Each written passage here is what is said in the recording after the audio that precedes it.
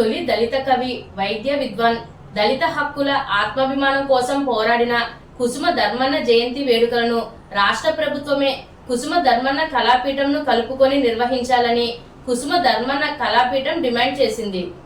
ఈ సందర్భంగా మా కొద్ది నల్లదొరతనం చాటి ప్రకటించిన కుసుమ ధర్మన్న 126వ జయంతి వేడుక స్థానిక కొంతమూరు 4 బ్రిడ్జి పక్కన ఉన్న ప్రకృతి వేదికలో ఈ రోజు మాజీ ఎంపీ జీవి హర్ష్ కుమార్ అధ్యక్షతన జరిగింది. ముందుగా అంబేద్కర్, కుసుమ ధర్మన్న చిత్రపటాలకు పూలమాలలు వేసి ఘనంగా నివాళులర్పించారు. కుసుమ ధర్మన్న కుటుంబ సభ్యులు కేక్ కట్ చేసి శుభాకాంక్షలు తెలియజేశారు. ఈ సమావేశంలో ప్రముఖ కవులు, సాహితీవేత్తలు, కుసుమ ధర్మన్న కళాపీఠం వ్యవస్థాపకురాలు రాధా కుసుమ సారథ్యంలో నిర్వహించిన ఈ వేడుకల్లో కవి, సాహితీవేత్త జి జయరాజ్, బండి సత్యనారాయణలను కుసుమ ధర్మన్న పురస్కారంతో ఘనంగా సత్కరించి జ్ఞాపిక 10,000 రూపాయల నగదును అందజేశారు. ఈ సందర్భంగా జరిగిన సభలో పలు తీర్మానాలను హర్ష్ కుమార్ ప్రకటించారు. ఈ సభలో తొలి తెలుగు దళిత మహాకవి, వైద్య విద్వాన్ కుసుమ ధర్మన్న శతకం, కుసుమ జయబేరి పుస్తకాలను ఆవిష్కరించారు. కుసుమ రాజకుమారి, జీవి శ్రీరాజ్, జీవి సుందర్, రాంబాబు, అజ్జరపు వాసు, తాళ్ళూరు విజయ్ కుమార్, కోరుకొండ చిరంజీవి, ఎర్ర రామకృష్ణ, నక్కా వెంకటరత్నం రాజు, జంగా సుబ్బారావు, ఎలిపే శ్రీనివాస్, సమ్మతం గన్నయ్య, జిల్లెళ్ల వెంకటేశ్వరరావు, రేగుళ్ల బాలశ్రీధర్, సోమాబత్తుల విజయ్ కుమార్ తదితరులు పాల్గొన్నారు.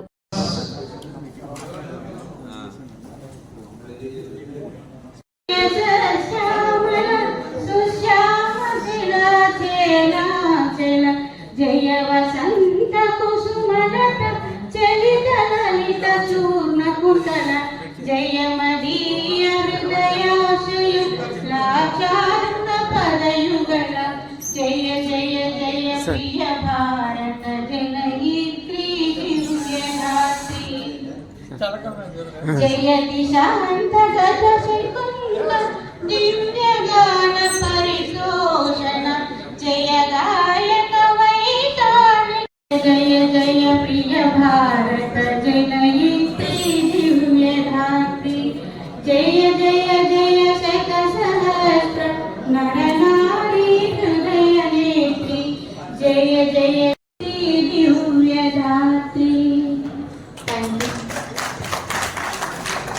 థ్యాంక్ యూ వెరీ మచ్ అమ్మా. ఇప్పుడు 126వ జయంతి కుసుమ ధర్మన్న గారికి రాజకుమారి గారు, మరి మీరు విజయ్ కుమార్, ఇంకా ఎవరు సార్ మీరు రండి సార్, మీరు రండి సార్, రండి సార్, మీరు రండి సార్. 7 కుసుమ ధర్మన్న గారి ముని మనవరాళ్ళు, కొడుకు పిల్లలు, కొడుకు పిల్లలే అందరూ.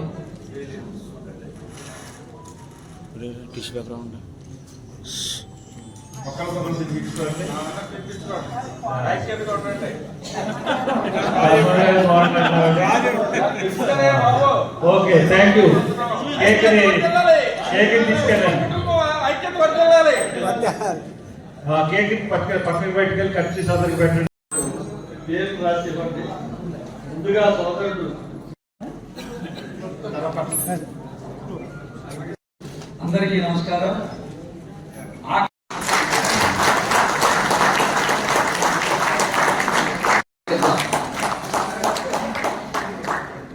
తొలి హర్ష కుమార్ గారు అంటే ఎందుకు అంటే ఒక దళిత ఉద్యమ సింహం, ఒక దళిత ఉద్యమ నేత, అన్నిటికీ మించి ఉద్యమాలను వంటపట్టుకుని విశ్వవిద్యాలయాల నుంచి విశ్వం వ్యాపించినటువంటి ఒక చైతన్య స్రవంతి మన గోదావరి స్రవంతిలో ఉండటం ఒక ముఖ్యమైన ఉద్యమకర్తగా మనం భావిస్తున్నాం.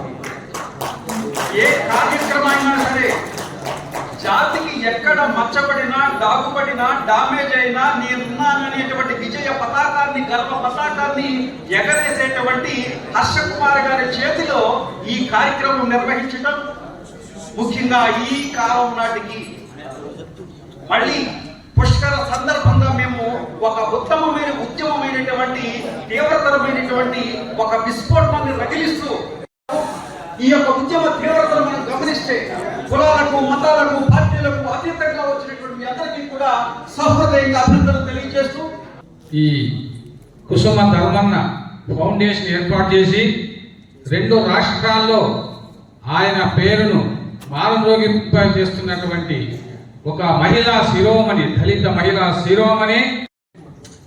ఇంతకు ముందే మాట్లాడినటువంటి ఒక వక్త అన్నారు, కుసుమ ధర్మన్న గారు పుట్టినటువంటి గడ్డ పైన హర్ష కుమార్ గారు పుట్టారు.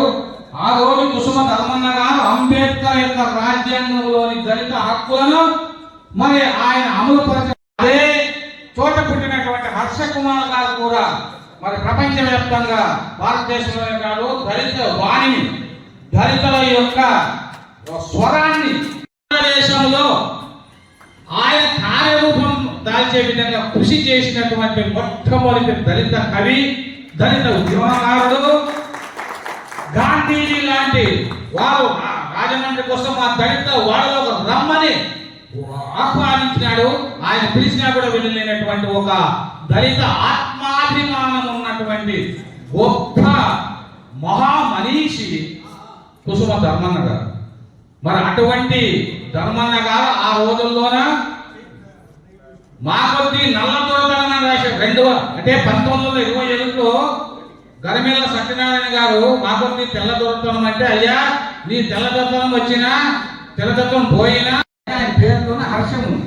హర్ష అంటే సంతోషం, సంతోష్ కుమారుడు ఆయన. మరి ఇంతమందికి సంతోషం ఈ రోజు కవులు, రచయితలు, మేధావులు వేదిక మీద ఉన్నారు, వేదిక కింద ఉన్నారు. ఈ ఏంటంటే తెలియదు. అయితే అడిగితే ఎలాగనే అంటే అవునా ఎందుకు రాలేదమ్మా అని అడిగారు. తెలియదని అన్నాను. ఇది తాళ్ళ జరిగే ఏర్పాట్లు చేద్దాం. కానీ ఇక్కడ కూడా పరోక్షంగా అంటే అన్ని సంవత్సరంలో వెళ్ళకండి, వెళ్ళిపోతున్నారు అలా లేదు.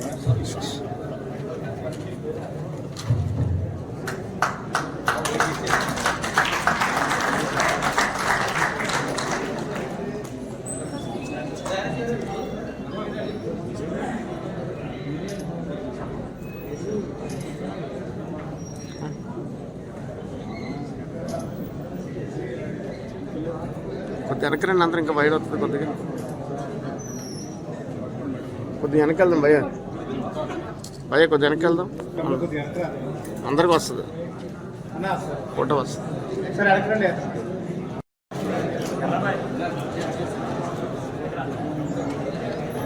కుసుమ ధర్మన్న గారి మీద 18 శతకం అండి. భాస్కర్ గారు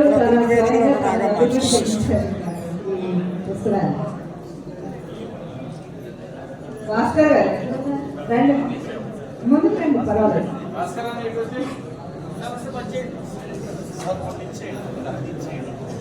భాస్కర్ గారు ఇక్కడ రావాలి.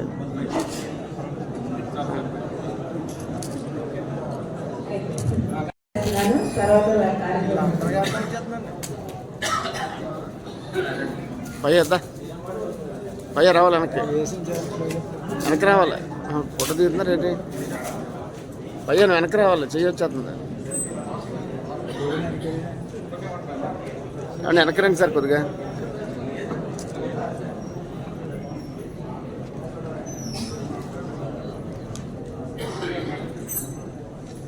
తాతయ్య మీద రాసి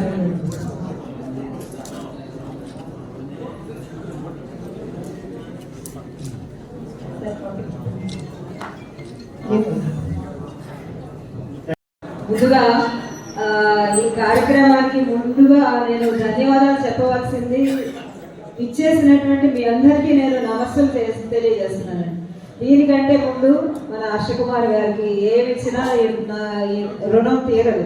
ఎందుకంటే ఎవరు కూడా ముందుకు రాని సమయంలో హర్షకుమార్ గారు తన నెత్తి మీద ఈ భారాన్ని వేసుకొని ఈ కార్యక్రమాన్ని ఇంత విజయవంతంగా తన కుటుంబ ప్రాంగణంలో ఇది ఆ అమ్మాయిలు కోడళ్ళు నడిపించేటువంటి కొడుకులు కోడళ్ళు వీళ్ళందరూ కలిసి నడిపించే ఈ వేదికలో పెట్టడం అనేది చాలా హర్షణీయం. దానికంటే ముందు వాళ్ళ పిల్లలు, వాళ్ళ నాన్నగారు, అమ్మగారు వారు కూడా కుసుమ ధర్మన్న గారి గురించి 4 మాటలు మాట్లాడడం, ఇక్కడికి వచ్చి ఆశీర్వాదం తెలియజేయడం. నేను ముందుగా అప్రోచ్ వెళ్ళింది మా అమ్మగారు కూడా తెలియజేయడం. నేను అనుకున్న కార్యక్రమం ఇంతమంది మధ్యలో చక్కగా చేయడానికి సహకరించినట్టు ఎవ్వరూ దగ్గరికి రాలేదు. కానీ ఆయన వచ్చారు, నిండు మనసుతో వచ్చి ఆశీర్వదించి ఈ కార్యక్రమం నీకు ఎందుకమ్మా నేను ఉండి చేస్తాను కదా అన్న మాట చాలు నాకు ఇంకా ధైర్యం వచ్చింది. ఇంకా ప్రతి సంవత్సరం ఏ కార్యక్రమం ఇక్కడ కూడా సాహిత్య కార్యక్రమాలని పెట్టాలని తలస్తున్నాను. మీ అందరికీ కూడా మీ అందరి సహకారం నాకు ఎప్పుడు ఉండాలి. సహకారం అంటే నాకేం ధన రూపంలో అక్కడ మీరు ఇలా వచ్చి ఆశీర్వదిస్తే చాలు నాకు. ఇటువంటి కార్యక్రమానికి తర్వాత నేను ప్రతి సంవత్సరం ఇద్దరికి తెలంగాణలో ఒకరికి ఆంధ్రాలో ఒకరికి ఇస్తున్నాను ఈ జాతీయ పురస్కారం. ఈ పురస్కారానికి ఇంతకుముందు తరపట్ల గారికి ఇచ్చాను, కలవేశ్వరి గారికి ఇచ్చాను, మన ఇక్కడే ఉన్నటువంటి బిక్కి సార్ గారికి ఇచ్చాను, తర్వాత గోరేటి వెంకన్న గారికి ఇచ్చాను, తర్వాత ఈరోజు బండి సత్యనారాయణ గారికి మన జయరాజ్ గారికి ఇచ్చాను. జయరాజ్ గారికి బండి సత్యనారాయణ గారికి ఎందుకు ఇచ్చానంటే జయరాజ్ గారు ఇప్పటికి కూడా ధర్మన్న గారికి ప్రియ శిష్యులు. ఆయన భావజాలం, ఆయన మాటల్లో, పదాల్లో, ఆయన పొందికలో, ఆయన చూపుల్లో, ఆయన చేసే పనుల్లో, ప్రతి విషయంలో కూడా వారికి ఆయన ఆదర్శంగా ఉంటారు. ఆయన చేసే పనులు ఆయన నిమగ్నమంటారు. ఇప్పుడు మొన్న కూడా వారికి బాగుండలేదు, ఒంట్లో బాగాలేదు, రానన్నారు, హాస్పిటలైజ్డ్ అయ్యారు, నిమ్స్ లో చేరారు. అయినప్పటికీ కూడా తన భార్యని శ్రీమతిని తీసుకొని హర్షకుమార్ గారు ఇస్తున్నారంటే నేను రాకుండా ఉండలేను, ఇది ఆంధ్రప్రదేశ్ లో ఇంత గౌరవ సూచకంగా వారి చేతుల మీదుగా అందజేస్తారంటే నేను రాకుండా ఉండలేనని హాస్పిటల్ మందులన్నీ వేసుకొని తను స్వయంగా ఇక్కడికి రావడం నాకు ఎంతో ధన్యవాదాలు సార్.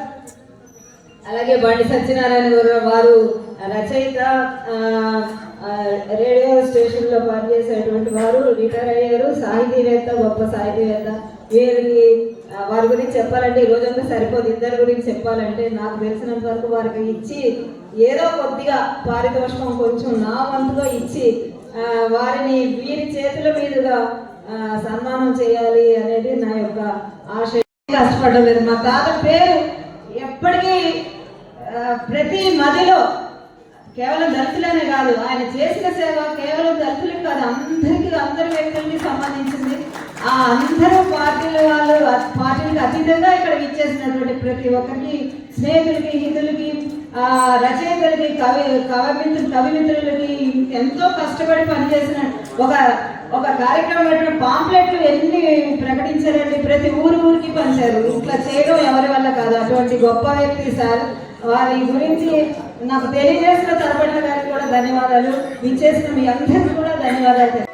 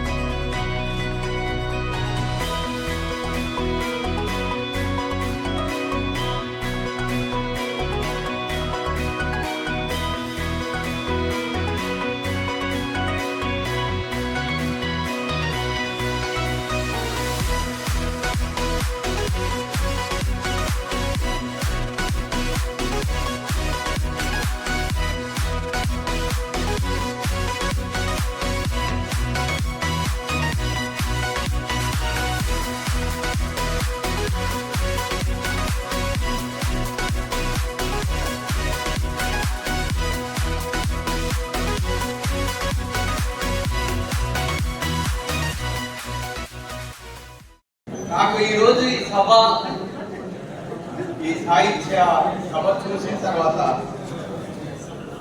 ప్రభుత్వమే నిర్వహిస్తుంది కార్యక్రమం అనంత ధైర్యం అనిపించింది.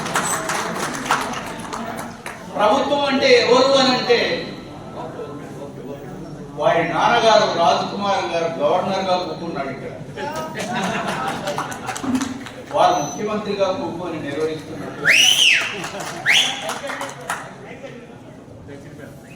ఇంతకంటే గవర్నమెంట్ ప్రోగ్రామ్ గొప్పగా జరగదు.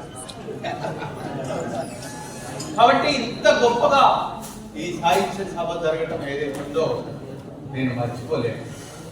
రాత్రి వచ్చినప్పుడు ప్రకృతి వేదికని చూడగానే నా ప్రాణం వేసి వచ్చింది. వాళ్ళ బాబు రాత్రి 10 వరకు నా దగ్గర ఉండి ఇగో ఇక్కడ ఉండండి, ఇక్కడ ఉండండి, ఇక్కడ ఉండండి చెప్పినప్పుడు కుటుంబంలో ఈ రోజు వరకు కూడా ఇన్ని మానవీయ విలువలు ఉంటాయా అనిపించింది.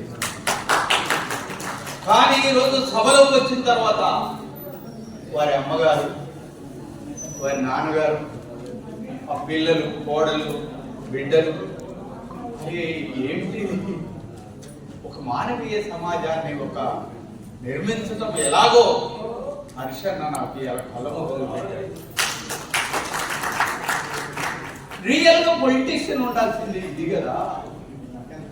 ఇవాళ పొలిటీషియన్ లో లోపిస్తున్న విషయాలు ఇవే కదా అని నాకు అనిపించింది. అమ్మ, మిమ్మల్ని చూసిన తర్వాత మీ మీద పాడకుండా నేను మాట్లాడలేను. అమ్మా నీ పిలుపులో అనురాగమున్నది, అమ్మా నీ ప్రేమలో అమృతము ఉన్నది, జన్మ జన్మకు వీడని బంధమున్నది, జగతిని కాపాడు గొప్ప ధర్మమున్నది.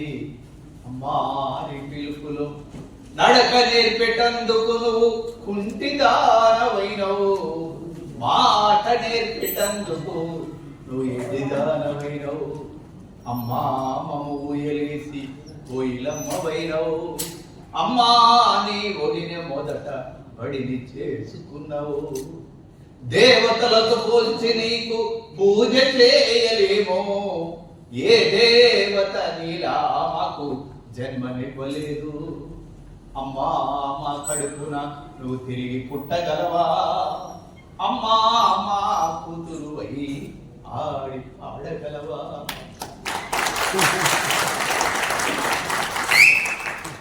అమ్మకు ఏకమైన పెద్ద పీట వేస్తాడు. నేను అమ్మ మీద రాస్తుంటే మా నాన్న ఓరగంట చూసేవాడు, వీడు ఒక్క పాట నా మీద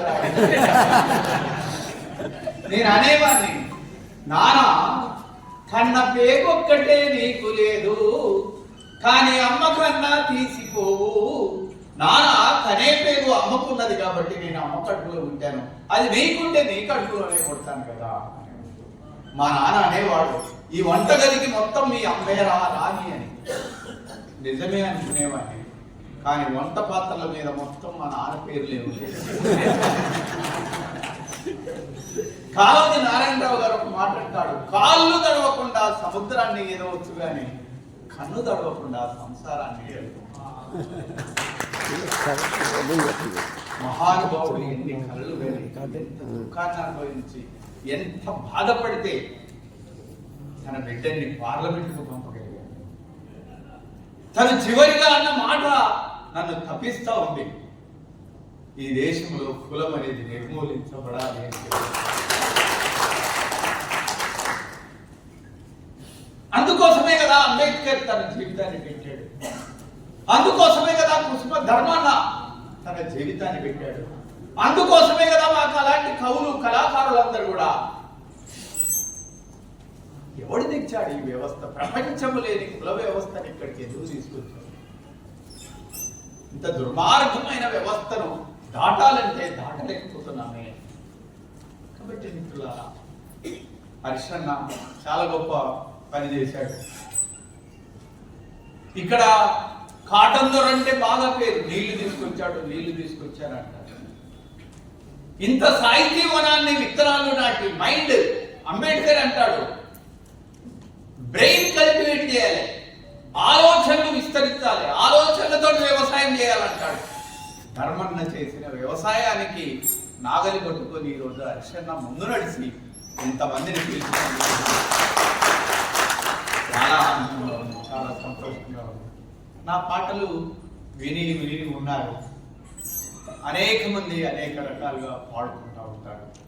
నేను పాటే నా ప్రాణము, పాటే నా జీవితం, ప్రకృతిచ్చిన వరము, స్వరమేలే నా బలం, ఆటుపోటులు ఎదురైనా ఆగదు ఈ ప్రయాణం, పాటే నా ప్రాణము, పాటే నా జీవితం, కోట్లు కూడగట్టిన పాటకు సరితూగునా, పదవులెన్ని వచ్చినా పాట ముందు నిలుచునా, లాఠీలకు తూటాలకు పాట నేల కూలునా, ఉరికంబం మీద నిలిచి ఉషోదయం పాడనా, పాటే నా ప్రాణము, పాటే నా జీవితం, పాట కోసం జీవిస్తున్నా ఈ కవి.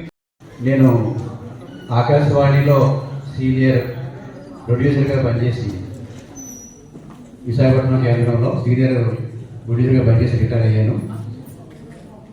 మా ఉద్యోగం 4 గోడల మధ్య మాట్లాడటం, ఇలా నలుగురిలో మాట్లాడే అలవాటు లేదు.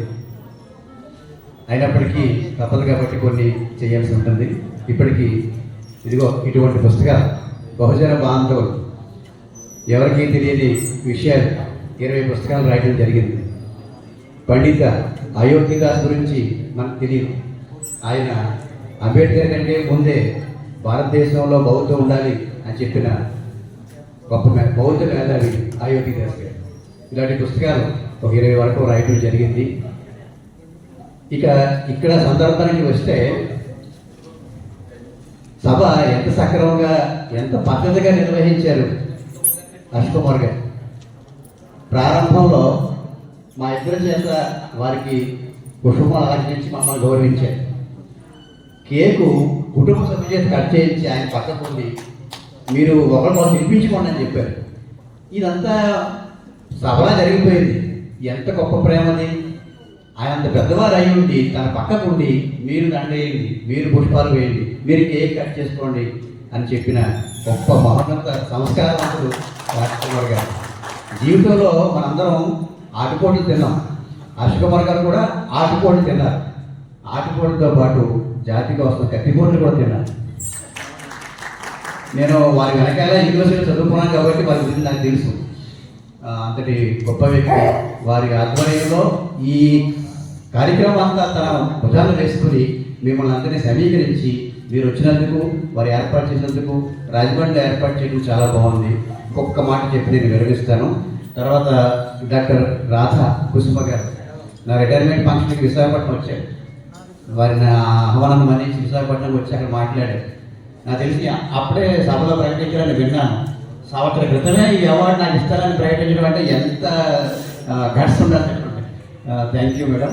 తర్వాత ఇన్నాళ్ళు ఈ కార్యక్రమాలు ఎంత డబ్బు ఖర్చు అయినా తన పెన్షన్ డబ్బులతో ఖర్చు పెడుతున్నారు. ఒక ప్రభుత్వము, యూనివర్సిటీ, ఒక ప్రభుత్వ సంస్థ చేయవలసింది ఒక రిటైర్డ్ టీచర్ అయి ఉండి ఎవరి ఆర్థిక సహాయం ఆశించకుండా కేవలం 2 రాష్ట్రాల్లో తన పెన్షన్ డబ్బుతోటి ఈ సభా కార్యక్రమం ఏర్పాటు చేస్తున్నారంటే మనం ఆలోచించాం. సరే, నేను నాకు వారిద్దరి గురించి చెప్పచ్చు, నేను మాటలు చెప్పాను. ఇంకా మీరు ఎక్కడ ప్రజా సంఘాలు ఉన్నాయి, మీరు పార్టీ చెందిన పెద్దవారు ఉన్నారు. ఒక్క 2 విషయాలు ఏంటంటే, ప్రధానంగా పుష్కరాలు వచ్చే లోపల రాజమండ్రిలో మహాకవి కుసుమ ధర్మన్న గారి కాంస్య విగ్రహం ఉండాలి. ఆ దిశగా పనిచేయడానికి లోకల్ దళిత సంఘాలు కానీ, బహుజనులు కానీ, పార్టీ పెద్దలు కానీ అందరూ కూడా కృషి చేసి ఆ లోటును తీర్చి మహాకవి ధర్మన్న గారి విగ్రహం ఇక్కడ రాజమండ్రిలో ఉండి తీరాలనేది అందరూ ఆకాంక్షిస్తున్న విషయం. దీనికి ఎటువంటి ఏర్పాటు చేయాలన్నా కూడా కౌలు కళాకారులు మేమందరం ముందుంటాం. తర్వాత ఇప్పుడే చెప్పారు తన సొంత డబ్బులతో ఖర్చు పెడుతున్నారని. బోయి భీమన్న గారి పీఠం ఉంది హైదరాబాద్లో, హైదరాబాద్ గారు ఉంది. అలాగే ఆంధ్రప్రదేశ్ ప్రభుత్వం బోయి భీమన్న గారి పురస్కారం 2 లక్షలు ఇస్తుంది ప్రతి సంవత్సరం. ఈ సంవత్సరం విజయవాడ ఇచ్చారు, పోర్చంద్ గారికి ఇచ్చారండి. కేంద్ర సాహిత్య అకాడమీకి 1 లక్ష రూపాయలే మొన్న జనం చేశారు సిద్ధారెడ్డి గారు. బోయి భీమన్ గారి పీఠానికి ప్రభుత్వం తరఫున 2 లక్షలు ఇస్తుంది. మరి కుసుమ ధర్మన్న గారికి కూడా ఇవ్వాలి కదా. ఇద్దరు ఎవరు పెద్దవారంటే నేను కంపేర్ చేయడం కాదు, కానీ బోయి భీమన్న గారు కుసుమ ధర్మన్న గారి జయవేరి పత్రికలో ఉప సంపాదకులుగా పనిచేశారు. మరి ఎవరు పెద్ద? కాబట్టి కుసుమ ధర్మన్న గారికి పేరుతో కూడా ఇప్పుడు ఎవరైతే రాధాగాఢం చేస్తున్నారో ఈ మొత్తం కార్యక్రమాన్ని వారి కుటుంబ సూచనలు సలహా మేరకు రాష్ట్ర ప్రభుత్వం నిర్వహించారు. 2 లక్షల అవార్డులు కూడా ఆంధ్రప్రదేశ్ ప్రభుత్వమే ఇవ్వాలి. ఈ 2 పనుల కోసం మనందరం కృషి చేద్దాం. తర్వాత జయరాజాని గారితో నాకు సమానంగా గౌరవించిన వేదిక మీద ఇచ్చినందుకు చాలా సంతోషంగా ఉంది. సాధారణంగా పూలదండ చూస్తాం, పూలే కనిపిస్తాయి కానీ దారం కనిపించదు. పూలు అన్న, నేను దారం. Thank you. ఏంటంటే మన తీర్మానాలు అందరూ చప్పట్లు కొట్టండి, మన ఆమోదం చేసుకుందామని నేను తీర్మానాలు చెప్తాను. Okay okay. ఇప్పుడు ఏంటంటే పవిత్ర గోదావరి తీరాన కుసుమ ధర్మన్న గారి శిలా విగ్రహం, కాంస్య విగ్రహం పెట్టాలని చెప్పి ఈ సభ తీర్మానిస్తున్నది. అలాగే కుసుమ ధర్మన్న గారు నిర్వహించిన గవర్నంపేట ఎదురుగుండా ఉన్న రోడ్డుకు కుసుమ ధర్మన్న గారి రోడ్డు అని చెప్పి నామకరణ చేయాల్సిందిగా ఈ సమావేశం తీర్మానిస్తున్నది. అదేవిధంగా ఈ కుసుమ ధర్మన్న పీఠం ప్రతి ఏటా నిర్వహిస్తున్నటువంటి ఈ యొక్క సాహిత్య పురస్కారాలు, ఈ పుట్టినరోజు పండుగ రోజున చేస్తున్న ఈ సభ అంతా కూడా గవర్నమెంట్ తన ఆధీనంలో తీసుకుని, ఇందాక బండి సత్యనారాయణ గారు చెప్పినట్టుగా కుసుమ ధర్మన్న అవార్డు కింద 2 లక్షలు ఇచ్చి మరి జాతీయ పురస్కారం అనౌన్స్ చేసి వాళ్ళకి సన్మానం చేయాల్సిందిగా కుసుమ ధర్మన్న పీఠాన్ని కలుపుకుని అది చేయాల్సిందిగా ఈ సభ తీర్మానిస్తున్నది. థ్యాంక్ యూ అండి. ఈ 3 నేను గవర్నమెంట్ దృష్టికి తీసుకెళ్తాను. తీసుకుని తర్వాత మనం దీని మీద కృషి చేద్దాం. మరి ఫ్రీగా ఇచ్చినందుకు శ్రీరాజ్ గారికి థ్యాంక్స్.